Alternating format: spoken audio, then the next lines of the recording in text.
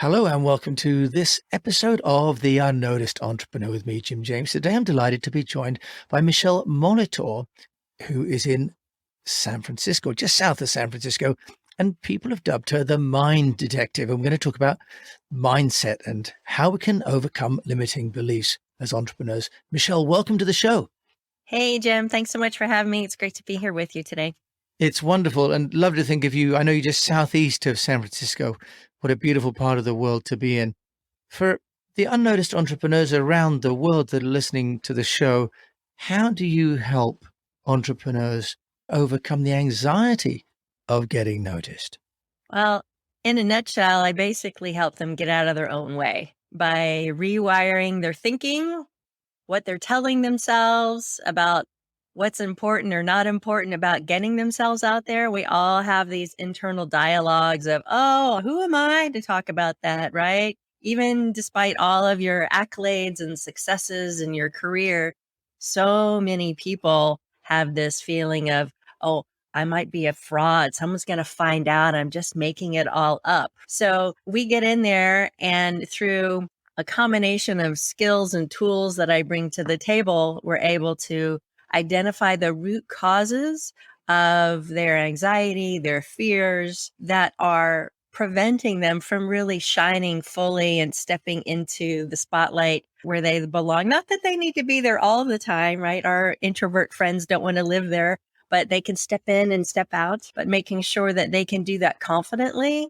without the oh that shows up sometimes for people. Well, I think that shows up for most of us most of the time, really, Michele. I think that's why it's so wonderful to have you on this show. I'd love to ask you how you do it, but first of all, just share with us, can you, one of your clients is a case that you've helped and the results, and then we'll talk afterwards about how you've done it. Sure. So I had one client I worked with just last year who was a successful person in the insurance industry, had been in the business for 30 years, knows this stuff backwards and forwards. And yet he was waking up every morning really early with anxiety, fearful of going to work, fearful of getting it right. And he finally reached out to me and was like, please help me. I don't know what else to do. And over the span of 90 days, we were able to get at the root causes of what was creating that anxiety and literally rewire his thinking at a subconscious level, literally building new neural pathways in his brain so that he could go to work confidently, easily. He stopped procrastinating. He started exercising again. He started playing his ukulele again. And his business massively increased because he was able to let go of the ideas and the limitations that he'd been carrying around in his mind literally since he was a kid. So we all hear, oh, it's all your parents' fault, right? Well, sometimes it is. And even though he said, oh, I've handled that, I forgave my mother for her bad behavior, but there was still a lot of trauma in there that had been unnoticed and not dealt with. So we moved all that out of the way very easily and quickly so that he could find a new place to stand with greater confidence in his work. Well, that's a wonderful case study. And you're right, as people get older, ironically enough, I find myself sometimes getting more anxious, not less anxious, because as a youth, I had inexperience and didn't know things would go wrong. As I get older, I actually find I'm more anxious about what I think might happen again. Michele, you talk about hypnotherapy. Why don't you just help us to understand, what really happens when you work with a client on changing the pathways in their brain? Just take us through that for those of us that aren't familiar with it. Sure. So I take a unique approach that I call rapid rewiring, which combines hypnotherapy and coaching over a period of 90 days to 6 months typically. And hypnotherapy is simply a way of accessing your subconscious mind. I work over Zoom with all my clients globally, and you're just listening to the sound of my voice goes with you, Jim. And I take you into an alpha brainwave state. It's that half awake, half asleep place when you've just woken up from a nap, right? You're aware of your surroundings, but you're really relaxed. And in that place, I'm able to talk with your subconscious mind. to get at those root causes of what causes those fears, those phobias, that anxiety, even physical manifestations of those beliefs. And we change your mind about it. We neutralize the energetic emotional charges, right? And then tell your brain new things and then rewire your brain with new beliefs over 30 days with a specialized, customized recording that I make for each of my clients that they listen to as they drift off to sleep. So your brain does all the work while you sleep. It's very easy. Well, you make it sound easy, but also at another level, Michelle. I know we do a lot of work when we do sleep. Our brain does a lot of overnight thinking, doesn't it, and rebuilding. Michelle, you talk about the rewiring, but when people are already established, say after 30 years, like your client, they have a business, but they also have maybe a partner in their business or at home. How do you help them deal with the environment that they've built around themselves that was supporting that behavior? That's a great question, Jim. So first and foremost, it's about bringing that behavior up to a conscious level because oftentimes we don't realize that we're unconsciously engaging in those kinds of negative behaviors that keep us triggered, that keep us, our amygdala going, oh, do I have to run? Do I have to fight? Do I have to freeze? And so when you start to understand the behaviors and the why behind what created it in the first place, then you can start to see things through different eyes. It's like taking the blinders off. And I teach people how to then respond thoughtfully versus reacting from that trigger point, that gut reaction. And that enables people to start to shift those communications, shift those dynamics. And sometimes things brings people closer together. Other times people start to see, this is really too toxic of a relationship in whatever form that might be, whether it's personal or professional. And it might be time to step away from it or let it go altogether. But everybody's case is different.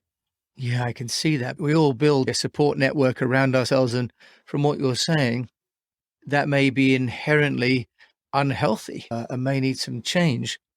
Are there some interim steps that people can take, Michelle, on that journey to help them to identify what may be counterproductive elements within their behavior? Are there some things that we could try out, if you like? Absolutely. First and foremost is noticing what's the conversation that you're having with yourself in a dialogue that you're having with someone else. Do you find that internal conversation is you're trying to, wait, let me come up with a clever response, or let me show that person, let me prove to them, just noticing the energy in your own body. Does it feel tense? Does it feel argumentative? And so you get to notice just that and then choose, is that healthy for me to always being in that, that puffed up state of wanting to fight? Not necessarily technically, but you know what I'm saying? Yeah, to be confrontational. Yeah. Right. To be confrontational in whatever form that looks like. And so it's just creating that. The first step is just awareness of noticing, how does my body feel? What is the energy my body telling me? And do I like it or do I not like it? Because if you don't like it, then what's a different thought you can tell yourself that shifts that energy? So some awareness. What about the need to write things down? You've mentioned getting a video or an audio for your clients. If someone's doing it offline, what do you recommend they do? Should they be recording this or writing it down some way, Michelle? Journaling is a really powerful tool to help you notice what's the inner dialogue that you're having. So just take some time every day with a blank notebook. What am I feeling today? Or what do I want to create today? And just doing that free flow of thoughts, getting it out of your head. And then you can look at it and go, oh, well, that's surprising. I didn't expect that to come out. And then from there, that helps increase that awareness. So then you can make different choices. I want to ask you a question around being an entrepreneur and the mindset that we have. People on the whole haven't grown up as entrepreneurs, and yet it sounds as though many of the triggers we have emotionally come from our childhood. How do you reconcile, if you like, that we're often in positions as adults, as entrepreneurs, running companies, pitching for a business, asking for money, against childhood experiences that are not necessarily entrepreneurial. Can you give us some guidance or some examples there of how today's present situation might be hindered by events or people in our childhood? Absolutely. Another client of mine, she's had her business for several years, but she's had her invisibility cloak on, hiding out a little bit. What was holding her back was this anxiety. And when we got into it through the hypnotherapy, what we found was because of the beliefs that she had adopted from her mother growing up. So the ideas that she adopted, the thinking that life had to be chaotic, life had to be a particular way. And when she realized, oh, I don't need to carry that belief forward. It wasn't mine to begin with. It was my mother's. And she just let it go. And then we rewired her thinking and her perspectives around that. She has been able to step much more boldly into building and growing her business.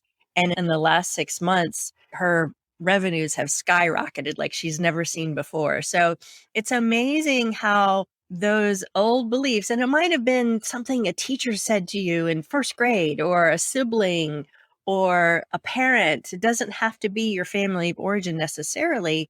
You may have gotten bullied when you were in middle school or in high school or even in college. All of those things impact us. I got bullied out of my corporate career 20 something years ago, and it created a massive case of imposter syndrome for me, which is what led me to coaching and why I'm so passionate about helping people find their voice and stand authentically in who they are. So it always goes back to some kind of incident Yeah. somewhere that you create a decision about yourself that I'm not good enough or I'm not worthy or who am I to do this?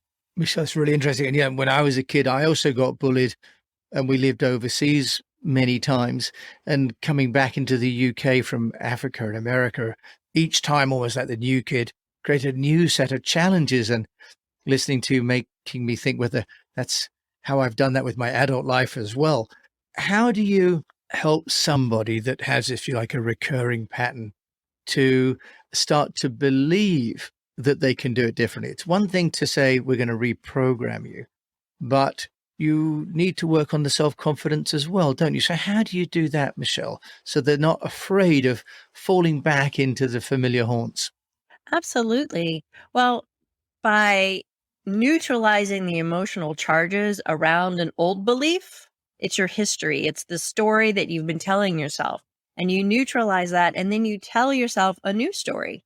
I'm not in that place anymore. I'm not experiencing that bullying that I experienced when I was a kid. And it's about getting present. Like, oh, right. Feeling your fingers and your toes. Here I am right now as a grown adult. I'm safe. I have a roof over my head. I have everything that I need. And so we start to do that in the hypnotherapy sessions. And then I create a customized recording that has a particular tone and cadence and words specific for that client for them to rebuild their confidence, overcome whatever it might be for them. And as they listen to it every night, as they drift off to sleep, that repetition is what builds new neural pathways in your brain and drops it down into your long-term memory. So it becomes a long-lasting change for people. So are you saying that by listening to this at night, the brain is actually taking in what it's hearing and you are actually Always. reprogramming old memories? Yes, your brain is always on. It doesn't put the closed sign when you fall asleep at night. Your subconscious is always listening. It takes in everything that's ever happened to you and it's neatly stored in your subconscious mind.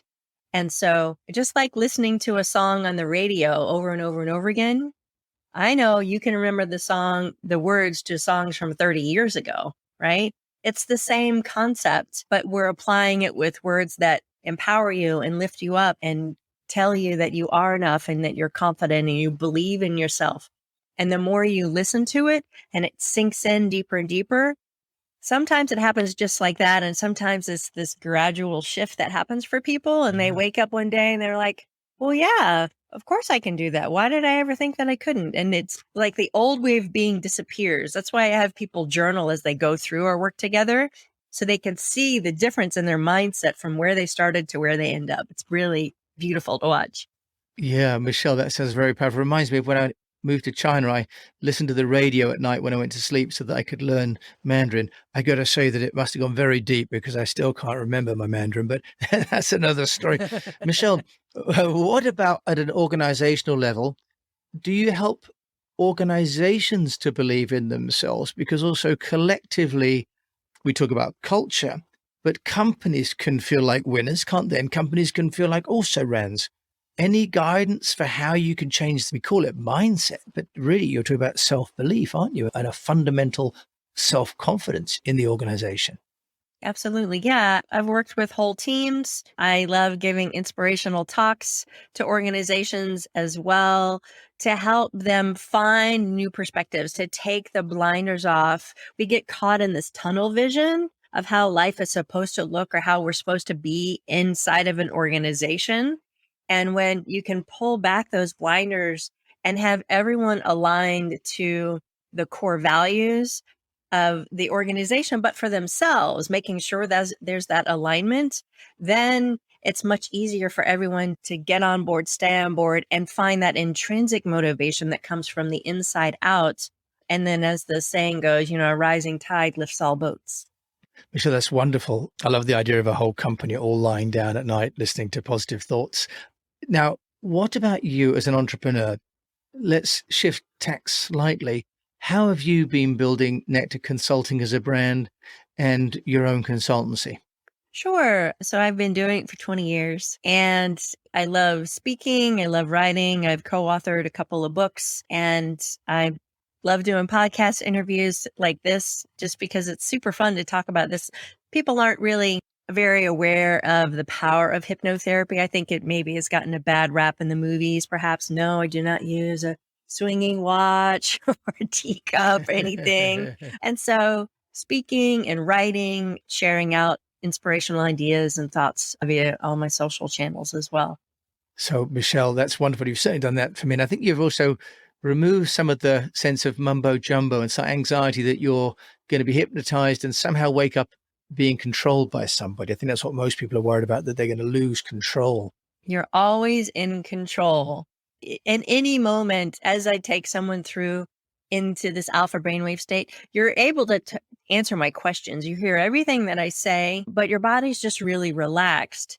And some people drift off into, I call it hypnoland, but you're always present. And in any moment, you can come back to your full awareness. So I'm not controlling anyone. I'm just merely having a little conversation with you where your conscious mind is taking a nap and your subconscious mind comes forward and we're able to get at those deeper root issues that no longer serve your health and well-being, your confidence, your success. As you say, Michelle, you're helping people to sort of get out of their own way and let the good times come back and forward. So, Michelle, that's fabulous and fascinating. If you want to find out more about you, where can they do that? Sure. They can always find me on LinkedIn, Facebook, Instagram, my website, nectarconsulting.com or michelemolitor.com.